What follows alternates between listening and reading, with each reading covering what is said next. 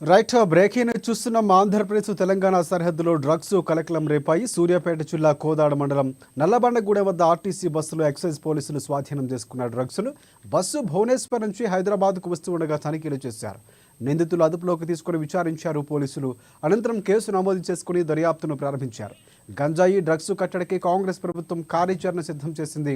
గంజాయి సాగు, సరఫరా మొదలుకొని విక్రయాల వరకు ఎవరు పట్టుబడినా వారిపై కఠిన చర్యలు తీసుకోవాలని ఆదేశాలు జారీ చేసింది ప్రభుత్వం.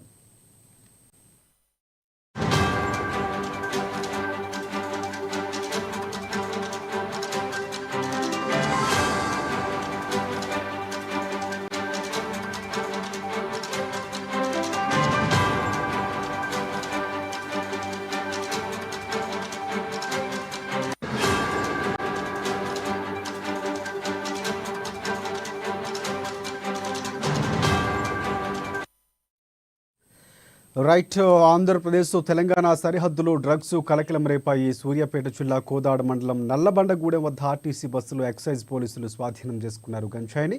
బస్సు భువనేశ్వర్ నుంచి హైదరాబాద్కు వస్తూ ఉండగా తనిఖీలు చేశారు. నిందితులు అదుపులోకి తీసుకుని విచారించారు. అనంతరం కేసు నమోదు చేసుకుని దర్యాప్తును ప్రారంభించారు. గంజాయి డ్రగ్స్ అరికట్టడానికి కాంగ్రెస్ ప్రభుత్వం కార్యాచరణ సిద్ధం చేసింది. గంజాయి సాగు, సరఫరా మొదలుకొని విక్రయాల వరకు ఎవరు పట్టుబడినా వారిపై కఠిన చర్యలు తీసుకోవాలని ఆదేశాలు జారీ చేసింది. అయినా అక్కడక్కడ డ్రగ్స్, గంజాయి పట్టుబడుతూనే ఉన్నాయి.